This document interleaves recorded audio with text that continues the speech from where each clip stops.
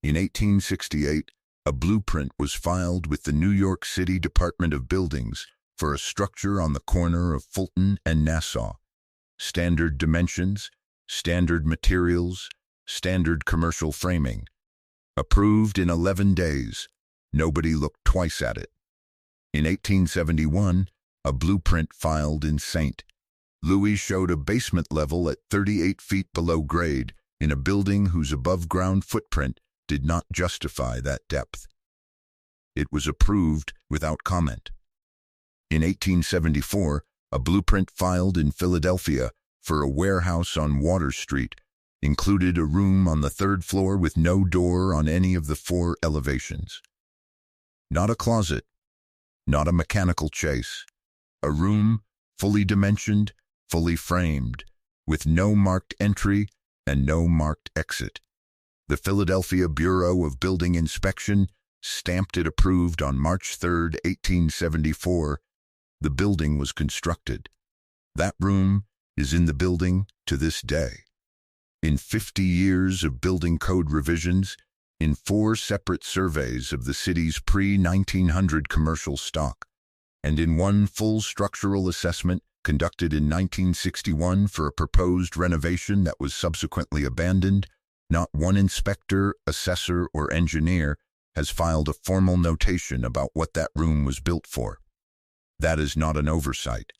Buildings do not have rooms with no doors by accident, and in the period between 1850 and 1880, across 9 American cities. In filings held in public municipal archives, there are at least 12 blueprints that show exactly that. Rooms, chambers, and subsurface spaces that no building code ever named, no inspector ever questioned, and no subsequent owner has ever, in the documentary record, used. The official explanation, when one is given at all, is drafting error, a missing notation on an old hand-drawn plan. But drafting errors in the structural drawings of this period were not approved. They were returned. The Bureau of Building Inspection in Philadelphia returned 47 filings in 1873 alone for incomplete or incorrect notations. The St. Louis Board of Public Improvements returned 61 in the same year. These were meticulous bureaucracies with specific approval procedures and documented correction logs. Filings with missing information did not pass through them unchallenged. Filings with rooms that had no doors, chambers at implausible depths, and passages that led nowhere and were labeled nothing were examined by a professional inspector, reviewed by a supervising engineer, and stamped with an approval seal. That is not a clerical accident. That is a decision. Before we go further, if buried records like these are what you come here for, hit subscribe and ring the bell. We pull threads like this every week. The blueprints they filed, the chambers they built, the documentation that is sitting in a public archive waiting for someone to read it in the right order. If that is what interests you, you belong here. To understand what these 12 blueprints actually are, we have to go back to a period in American construction history that most architectural historians cover in terms of style, cast iron facades, Romanesque revival, the birth of the skyscraper, and almost never examine in terms of what was being built underground and in the sealed interior spaces of buildings that still stand. The period between 1850 and 1880 was, by any measure, the most intensive period of subsurface construction in American urban history. Every major American city built its first public water system in these decades. Every major American city began laying gas infrastructure. Every major American city was excavating, tunneling, and constructing underground at a pace and depth that had no precedent in the country's history. New York excavated over 40 miles of water mains between 1842 and 1870. Philadelphia completed its Fairmount water system and then immediately began expanding its subsurface infrastructure for gas distribution. Chicago dug its first intake tunnel under Lake Michigan in 1864. 6 years after incorporating as a city, Boston completed the Cochituate Aqueduct in 1848 and began its first sewer tunnel network within the decade. These were massive, publicly documented engineering efforts, and their documentation is rich and accessible to any researcher who goes looking for it. The official history of that construction is well documented. Engineering reports, municipal budgets, newspaper coverage, the published proceedings of the American Society of Civil Engineers going back to 1852. What that official history does not engage with is a second layer of construction, private, institutional, and in some cases governmentally directed, that was occurring in the same cities, at the same depths, using the same contractors. But that was not described in any public record using any of the terminology that appeared in the municipal infrastructure documents. The same excavation crews that dug water mains at 30 feet were available for private contracts at 40 and 50 feet. The same bricklayers who lined municipal tunnels were available for work in buildings whose basement plans showed chambers their foremen were not asked to discuss with anyone. The two streams of construction existed simultaneously, used overlapping labor, and were funded by overlapping networks of investors who appear in the public record as civic philanthropists and commercial developers, and who appear in the private correspondence of that period as men with a consistent and specific interest in what could be built below ground. Without public annotation. The 12 blueprints in this account are not from municipal projects.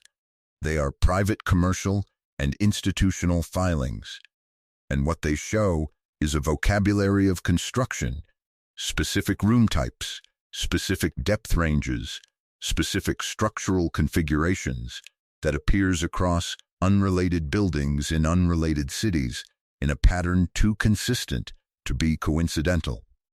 The first of the 12 is the most direct, a filing with the Boston Inspectional Services Department dated February 14, 1853, for a 4-story commercial building on Broad Street. The building is unremarkable in every visible dimension. The blueprint, however, shows on its third sheet the basement and foundation plan, a circular chamber 16 feet in diameter, centered below the building's footprint at a depth of 44 feet.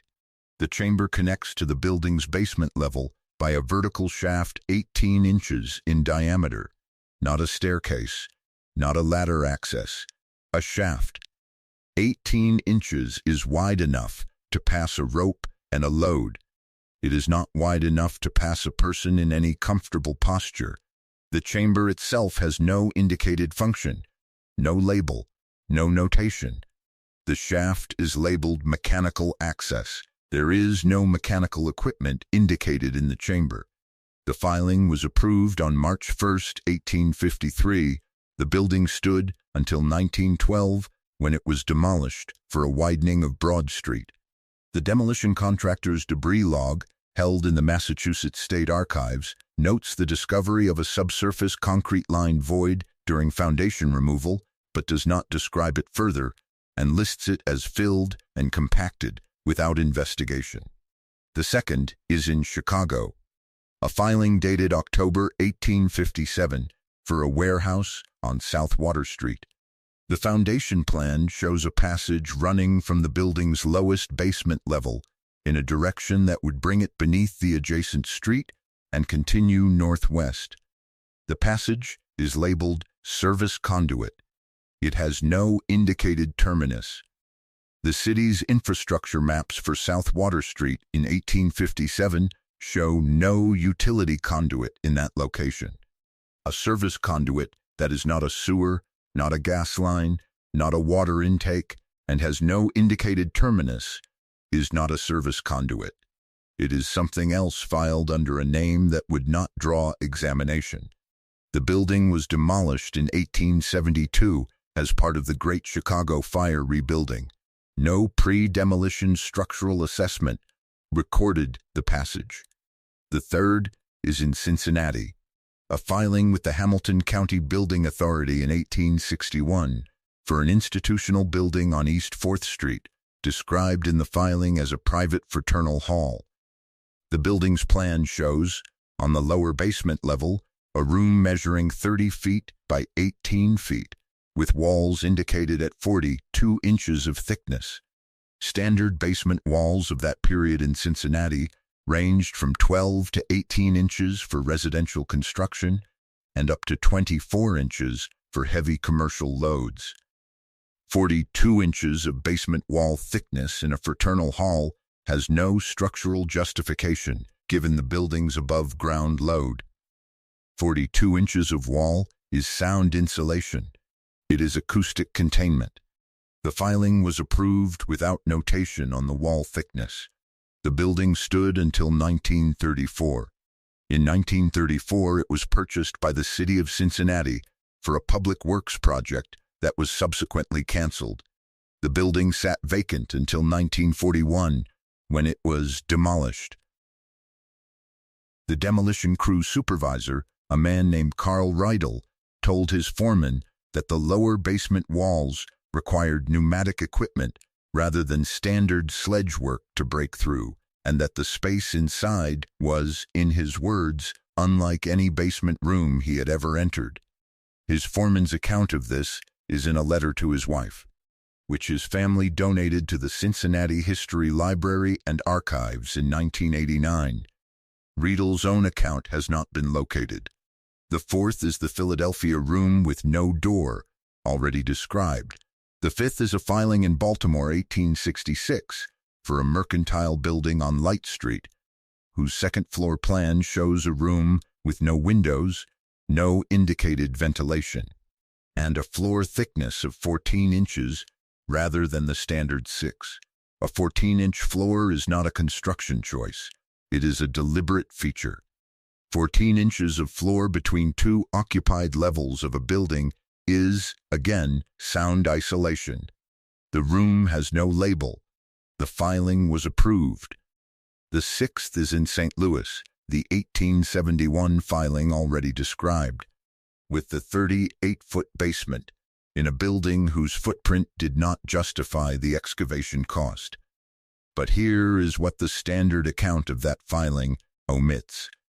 The cost of excavating to 38 feet beneath a commercial building in St. Louis in 1871 by the labor and materials rates documented in the St. Louis construction trade journals of that period would have exceeded the cost of the above-ground structure by a factor of approximately 2.5.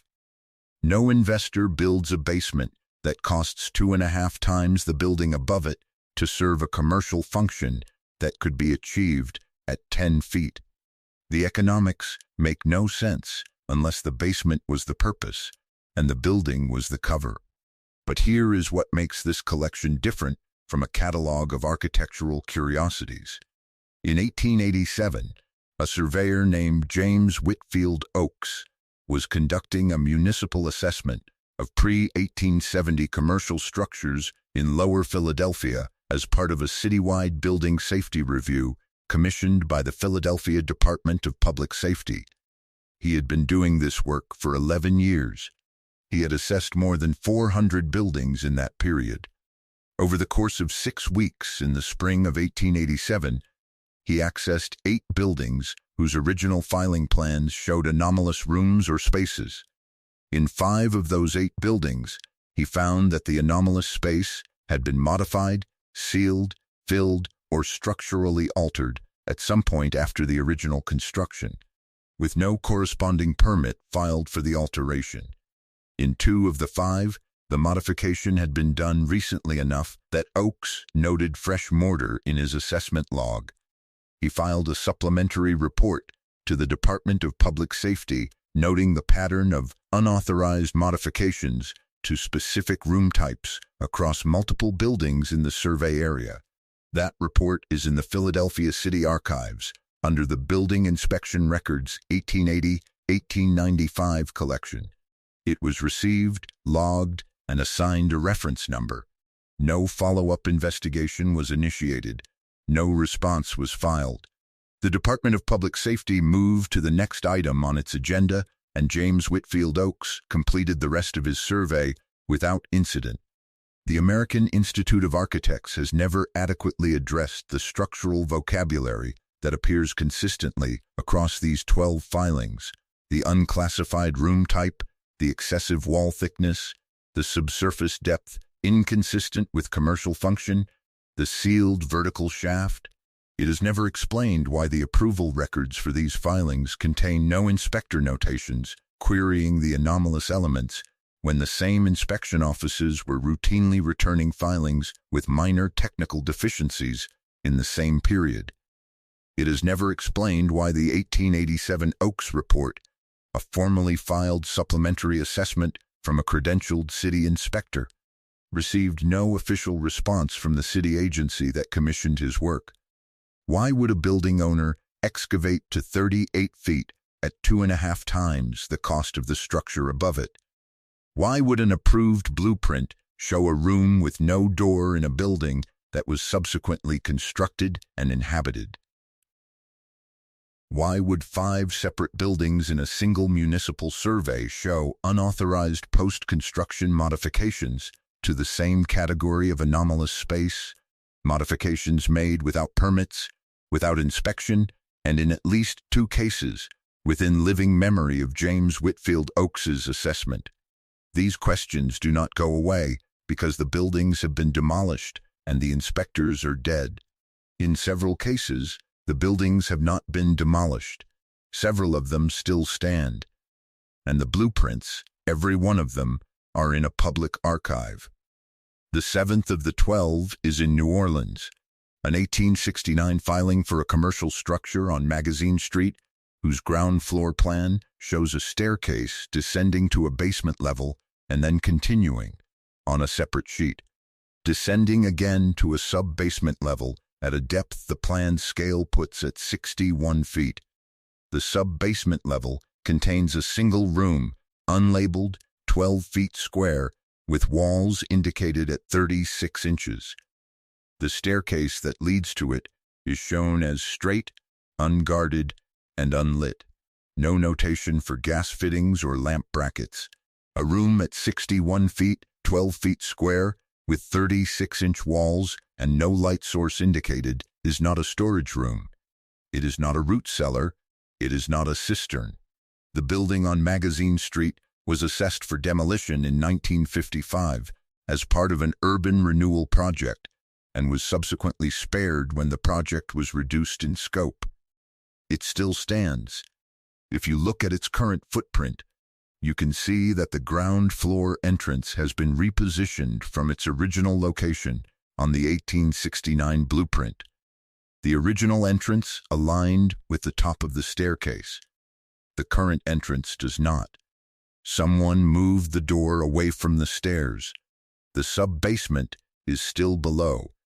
The 8th is in Washington, D.C., a filing from 1863 for a private institutional building on H Street, whose basement plan shows a room with a ceiling height of 16 feet. Standard basement ceiling heights in D.C., commercial construction of that period, ran to 8 feet. 16 feet in a basement room serves no commercial function. It serves a vertical function. Something in that room was meant to stand. The building was renovated in 1889 and again in 1921. The foundation record from the 1921 renovation notes the basement room as an architectural anomaly and recommends its retention as a structural element, providing no explanation for the 16-foot height. The room is still there. The 9th is in San Francisco. An 1876 filing for a commercial building in the financial district whose sub-basement plan shows a room connected to the street level not by stairs but by a ramp, a graded, continuous slope from the rear alley entrance to a room 14 feet below grade.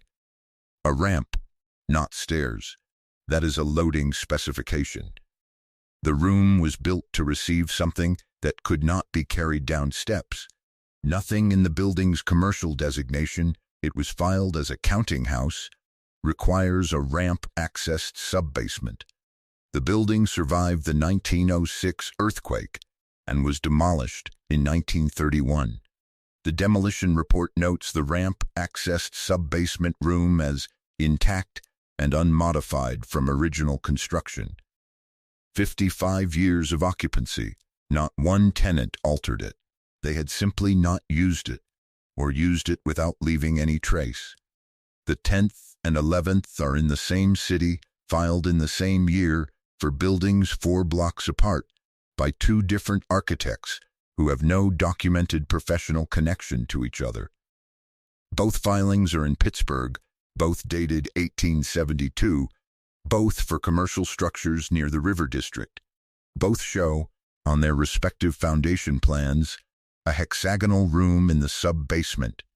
Not square, not rectangular, not circular, hexagonal, a 6-sided room at depth, in 2 unconnected buildings, filed by 2 unconnected architects, in the same city, in the same year.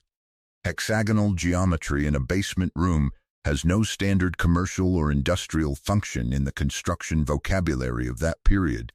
It suggests coordination. It suggests that the 2 architects, whatever their documented professional distance, were working from the same specification. That specification came from somewhere. It is not in any published architectural standard of the period. The 12th and final blueprint in this account is the one that connects all the others. A filing with the United States Treasury Department's Office of the Supervising Architect in 1878, not a private commercial filing, but a federal one, for a customs facility in a port city whose name the filing identifies only by a district designation code that does not correspond to any published list of customs district codes for that period. The building's plan shows, on the lowest level, 11 rooms arranged in a configuration that does not match any functional layout documented in the published design standards for federal customs facilities of that era. 11 rooms, each with a separate entrance from a central corridor, each with no windows, each with wall thicknesses between 28 and 36 inches. The filing is in the National Archives Record Group 121, the records of the Office of the Supervising Architect. It is accessible to researchers. The district designation code on the cover page has been the subject of exactly one inquiry to the National Archives reference staff, made in 2014 by a researcher whose name is in the reference request log. That researcher did not publish. Their contact information is no longer active. The official history of American architecture before 1880 tells us that the built environment of this period was an expression of commercial ambition, civic pride, and the functional demands of an expanding industrial economy. What these 12 filings tell us is that a second category of construction was occurring in those same cities, in those same decades, funded by those same commercial and institutional actors, construction whose function was not expressed in any label on any plan, and whose modifications, when they occurred, were not reported to any oversight body. The rooms exist. The blueprints are in the archives. The questions they raise have been sitting in municipal and federal filing systems for 140 years, waiting for someone to read all 12 of them in the same afternoon. These records survive because someone filed them in triplicate, and because bureaucracies are better at keeping paper than they are at understanding what the paper says. Subscribe and share this with someone who is ready to read the paper. History does not disappear when the buildings change hands. It disappears when no one pulls the original filing. Next week, I am tracing the contractor of record on 3 of these 12 buildings, a firm whose principles appear in connection with federal construction contracts beginning in 1861, and whose correspondence, in the collection of the Library of Congress, contains a reference to a room type by a name that does not appear in any architectural dictionary of the period. One word. I will have it on screen.